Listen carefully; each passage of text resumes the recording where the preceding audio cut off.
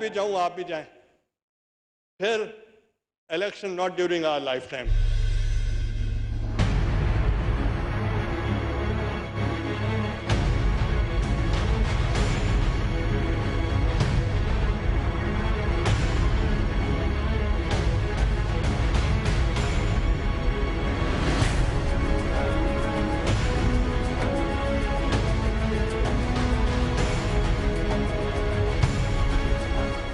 السلام علیکم ناظرین، میں ہوں فریہ ریز. وفاق کے جواب میں میمو کو جھوٹ قرار دے دیا گیا. فوج کے جواب میں کہا گیا کہ میمو ایک حقیقت ہے. ساتھ ہی ساتھ منصور اعجاز نے اپنے اتنے لمبے جواب میں کیا کیا کہا، بات ہوگی آج. Welcome to news speed.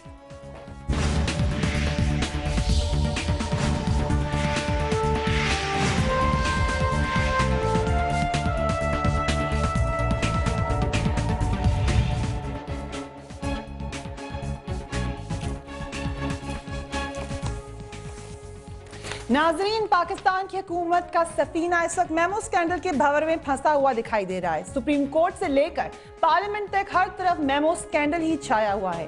اقتدار کی غلام گردشوں میں سازشوں کے جال بنے جا رہے ہیں. حکومت بھی خطرے میں ہے اور حکمرانوں کی جان بھی خطرے میں ہے. یہ کس نے کہا؟ یہ کہا ہمارے وزیر اعظم یوسف رضا گیلانی نے.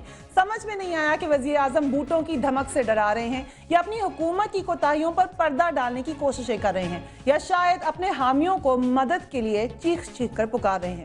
وہ شاید خطرے کی گھنٹی بجا رہے تھے، مگر خطرے کی یہ گھنٹی تو کب کی بج چکی، اور آئندہ چند دنوں میں وزیر اعظم کے حوالے سے بھی بہت سی خبریں آنا شروع ہو سکتی ہیں. ملک میں حکومت کے حوالے سے بڑھتی ہوئی افواہوں اور سرگوشیوں کے جواب میں کل انہوں نے کہا کہ میمو گیٹ ملک اور پارلیمنٹ کے خلاف ایک سازش ہے، اور اطلاعات کے مطابق یہی بات آج سپریم کورٹ کو بھی کہہ دی گئی. کل وزیر اعظم نے کیا کہا، ذرا سن لیجیے. One thing I tell you, جو میں آج آپ کو کہنا چاہتا ہوں، it's a conspiracy. It's a conspiracy against the parliament. چونکہ president is a part of parliament. اور اطلاعات ہیں کہ یہی بات آج حکومت نے اپنے جواب کو سپریم کورٹ میں دے دی ہے، مگر یہ نہیں بتایا گیا کہ قوم کو یہ بات کون بتائے گا کہ پارلیمنٹ کے خلاف یہ سازش کر کون رہا ہے. ساتھ ساتھ انہوں نے سب کو خبردار بھی کر دیا کہ اگر وہ چلے گئے تو ساری بساط ہی لپیٹ دی جائے گی اور پھر ہماری زندگیوں میں دوبارہ الیکشن کبھی نہیں ہو سکیں گے. سن لیجئے انہوں نے کیا کہا. اگر میری شکل آپ کو پسند نہیں ہے، I don't mind. Bring a vote of no confidence against me. I'll go. If you don't like the face of the president, bring an impeachment. آپ کسی اور کو بنا دیں. اس کا ایک ہی ہو سکتا ہے، میں بھی جاؤں آپ بھی جائیں، پھر election not during our life time. اور نہ ہی انہوں نے یہ بتایا کہ کون ساری پارلیمنٹ کو رخصت کرنا چاہتا ہے اور کون ہے جو ان کی زندگی میں الیکشن نہیں ہونے دے گا. آخرکار تان جمہوریت کو خطرہ ہے یہیں پر آ کر ٹوٹی. اگلے 48 سے 60 گھنٹے حکومت کے لیے نہایت اہم قرار دیے جا رہے ہیں. عوامی مسلم لیگ کے رہنما شیخ رشید نے کہا ہے کہ حکومت اور فوج کے درمیان سخت تناؤ موجود ہے. ماضی میں جب بھی کبھی ایسا وقت آیا تو وزیر اعظم ایک پل کا کردار ادا کرتے رہے ہیں، مگر لگتا ہے کہ اب فیصلے کی گھڑی آ گئی ہے اور وزیر اعظم کو صدر اور اس نظام میں سے کسی ایک کا انتخاب کرنا ہوگا. حکومت کو خطرات کے حوالے سے صدر زرداری کے قریبی ساتھی ذوالفقار مرزا نے ہمیں خصوصی انٹرویو میں کہا تھا کہ ہماری حکومت 3 مہینے کی مہلت پر چلتی رہی ہے، اور اس حوالے سے رحمان ملک بار بار صدر کو فوج کی جانب سے ڈراوا دیتے رہے ہیں. انہوں نے کیا کہا وہ بھی سنیے. پہلے 3-4 مہینے گزارنے کے گورنمنٹ کے بعد جب ایم کیو ایم نے جوائن کیا، اس وقت سے میرے چھوڑنے تک 3 مہینے کی ڈیڈ لائنز پہ ہم نے حکومت کی ہے، اور وہ ڈیڈ لائن ہمیں یہ رحمان ملک دیتا. آپ کے پاس کیا ثبوت ہے کہ رحمان ملک صاحب خود سے بول رہے تھے؟ ہو سکتا ہے ان کو کسی نے میسج دیا. میرے پاس ٹیلی فونک انٹرسیپشنز ہیں. وہ اگر انٹرسیپشن میں میرے خلاف ایک بات کرتا ہے کہیں اور اس کو ٹویسٹ کر کے دوسری جگہ جا کے پریزیڈنٹ کے سامنے پیش کرتا ہے، تو میرے سامنے تو بلیک اینڈ وائٹ میں ہے وہ چیز، اور ایک نہیں ہے. میرے پاس رحمان ملک کی 10-15 انٹرسیپشنز ہیں، ٹیلی فونک انٹرسیپشنز، جس میں اس نے ٹوٹلی ایسی باتیں کی ہیں जो हमें किसी तरह भी हमारी गवर्नमेंट को, पीपल्स पार्टी को सूट नहीं करती। सदर की बीमारी के हवाले से अब ये भी कहा जा रहा है कि सदर ज़रदारी किसी मुमकिना फौजी कार्रवाई के खौफ से 5 रातें जागते रहे थे। मुसलसल बेख्वाबी और शदीद तरीन दबाव की वजह से वो अपने हवास कायम नहीं रख पा रहे थे, और इस कैफियत में वो ना सिर्फ अपने करीबी साथियों और स्टाफ के अरकान बल्कि मुल्क की कई आला शख्सियात को दिल खोल कर सुनाते रहे। जबकि 2 दिसंबर की रात जब उनसे मौलाना फजल रहमान की मुलाकात हुई तो वो बार बार मौलाना की दाढ़ी और घुटनों को हाथ लगाते और कहते मौलाना आपने जाना नहीं, और रात 2 बजे तक उन्होंने मौलाना को बिठा कर रखा। कल वज़ीर आज़म ने क्या कहा और बहुत सी बातें जो कि मंसूर एजाज के इस जवाब में दोबारा खड़ी हो गई हैं और बाकी लोगों के जवाबात को भी देखना होगा। इस पे बात करने के लिए very warm welcome to Haider Abbas Rizvi साहब, लीडर हैं MQM के, MNA हैं, सेनेटर फैसल रजा अब्दी साहब लीडर हैं पाकिस्तान पीपल्स पार्टी के, हारून रशीद साहब सीनियर एनालिस्ट हैं, राइटर हैं, जंग ग्रुप से आपका ताल्लुक है, एंड शेख रोहेल असगर साहब लीडर हैं PMLN के, MNA हैं। Very warm welcome to all of you gentleman. सबसे पहले मैं आपसे आगाज करूंगी शेख साहब, कल जब बात हुई मेमो गेट के हवाले से अभी भी बोला है चौधरी निसार ने, मगर इसी के हवाले से एक और खबर शाया हुई कि इसमें लिखा गया है कि हमारे DGISI ने जाकर मुलाकात की सऊदी शहजादों रहनुमाओं से और अरब शहजादों से और उनसे कहा कि हमें फौज से खतरा है। इसके ऊपर आप लोग का क्या मौक़िफ़ है? जी बिस्मिल्लाहिर्रहमानिर्रहीम। बात ये थोड़ा सा हुकूमत वक्त जो है अक्सर व बेशतर थोड़ी कन्फ्यूजन्स पैदा करते रहते हैं। अब देखिए जैसे अभी आपने अपने प्रोग्राम की शुरुआत में दिखाया कि प्राइम मिनिस्टर साहब ने सेनेट को खिताब करते हुए एक बात कही। अब वो बात उस फोरम पे करनी नहीं चाहिए थी। मतलब मैं नहीं समझता कि अगर आप ये कहें, प्राइम मिनिस्टर ऑफ पाकिस्तान की बात कहे कि अगर मैं चला गया तो फिर ये सारा कुछ चला जाएगा, फिर मेरी ज़िंदगी में, हमारी ज़िंदगी में इलेक्शंस नहीं होंगे, तो इसका मतलब है कि इसका मतलब है कि आपके दिमाग में कोई बात चल रही है, कोई ज़रूर है। मतलब आम आदमी मुझ जैसा आज शख्स भी ये बात फिर तजर्बे की रोशनी में या उम्र के तजर्बे में फिर बात निकालने की कोशिश करता है, फिर इस तरह बहुत सारी बातें निकलती जाती हैं। जैसे आपने देखा होगा कि सदर साहब बीमार हुए और सदर साहब की बीमारी का ना तो मीडिया ने कोई इसमें ऐसे तजरियात पेश किए और ना किसी और ने किए। ड्यू रिस्पेक्ट, इस पे हम इतने दिनों से बहस करें, मुसलसल बात करें, अभी जो नई डेवलपमेंट हुई है मैं उसके हवाले से आपका मौक़िफ़ जानना चाहती हूँ, क्योंकि चौधरी निसार ने इसके बारे में कुछ नहीं कहा। इसमें सबसे बड़ी बात जो हुई थी मैं जो समझता हूँ मेरे नज़दीक जो बड़ी अहमियत की हामिल है कि प्राइम मिनिस्टर बार बार ये बात कहते थे कि इंटेलिजेंस एजेंसीज जो हैं वो डायरेक्टली मेरे अंडर है।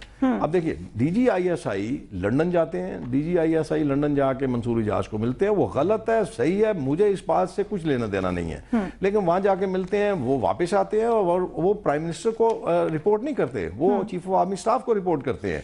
और आज देख लीजिए जो अस्करी क़यादत के बयानात आए हैं उनमें उन्होंने इस बात को, ये मैं आपके TV की बात कर रहा हूँ, उसमें उन्होंने ये लिखा है कि इसमें तहरीर किया गया, मेमो तहरीर किया गया। अब बात ये है कि इतनी समझ हमें होनी चाहिए थी कि जिस शख्स पे हम ये बात कर रहे हैं, जिसके हाथ आप दे रहे हैं, उसका नाम हुसैन हक्कानी है। हुसैन हक्कानी पे आप जब दौड़ लगाने लगे हैं तो आप कम से कम उसका माजी देख लेते, जांच लेते कि उसने माजी में क्या किया। मियां नवाज शरीफ साहब थे तो उनके बेनज़ीर के खिलाफ करते रहे। क्योंकि अब इसमें बड़ी डेंजरस है, ये बड़ी खतरनाक है।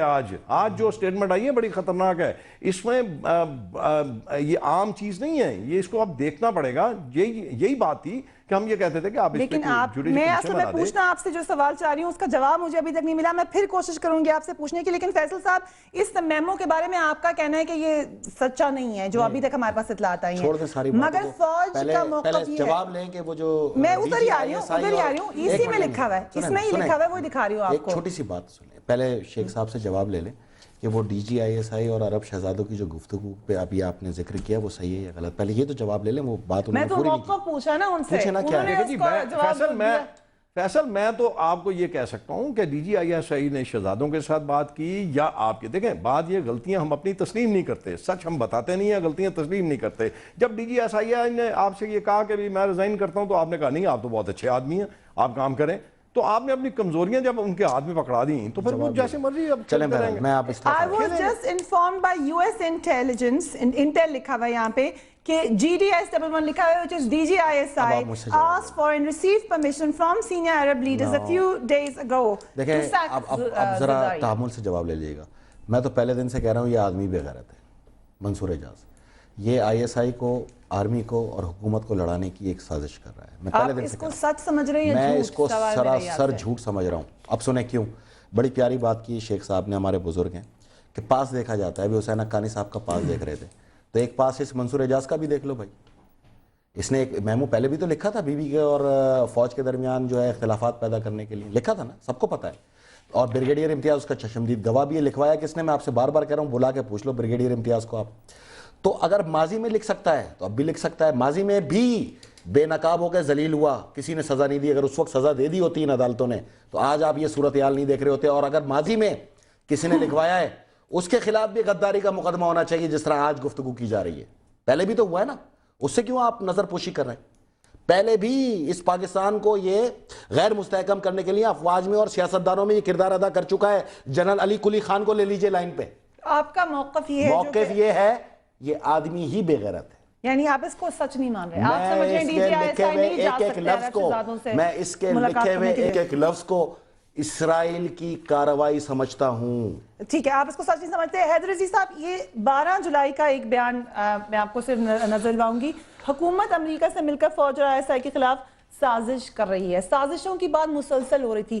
کہیں اسی سازش کی طرف تو اشارہ نہیں تھا؟ اس وقت کس سازش کا آپ لوگ ذکر اس کر رہے وقت تو تھے؟ ایسی کوئی صورتحال نہیں تھی, اور اس وقت کوئی صورتحال بہت مختلف تھی, اور قائد تحریک نے اس کسی اور پرسپیکٹو میں یہ بات کی تھی. کیونکہ مگر یہ جو مئی کی بات ہے, یہ جولائی کی بات یہ ہے. ظاہر ہے کہ اس کی بات کی repercussions بہت بات ہے, جاری وہ ہوں گے بہت اس بات کی بات ہے, اور اس سبجیکٹ پہ میں بھی بات نہیں کرنا چاہوں گا کیونکہ اس کا اس سے کوئی تعلق نہیں ہے, اور کڑی سے کڑی جوڑنے کا اس وقت سردست کوئی فائدہ نہیں ہے. جہاں تک میمو کے ایشو پر بات ہے, MQM یہ سمجھتی ہے کہ میمو میں جو کچھ لکھا ہوا ہے وہ انتہائی سنجیدہ نوعیت کی دستاویز ہے, مگر دو انتہائی اہم فورا ایسے ہیں جو اس کو پروب کر رہے ہیں. ایک سپریم کورٹ اور دوسرا parliamentary committee for national security. اور اس کی جو لیجیٹیمیسی ہے وہ ابھی ثابت ہونا باقی ہے.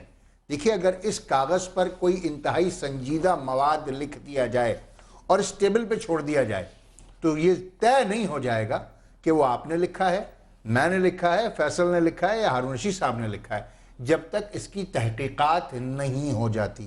لہٰذا کیونکہ میں خود parliamentary committee for national security کا رکن ہوں, میں انتظار کروں گا, اور میں اپنی پارٹی سے بھی میں نے یہی درخواست کی تھی کہ اس پر کوئی بھی رائے دینے سے پہلے parliamentary committee for national security, جس کے ہم رکن ہیں, اور اس پروب کو ہم خود کریں گے جب تک محتاط رویہ اختیار کیا جائے. تو آپ لوگ اس کے اوپر سیف گیم کھیل رہے ہیں, اپنے حامیوں کو ناراض نہیں کرنا چاہتے؟ ایسی بات نہیں ہے. دیکھیے, آنے کا بھی موقع رکھنا چاہتے ہیں. دیکھیے, ایک تو آپ نے کہا کہ سیف گیم کھیلنا, ایک ہے محتاط ہونا.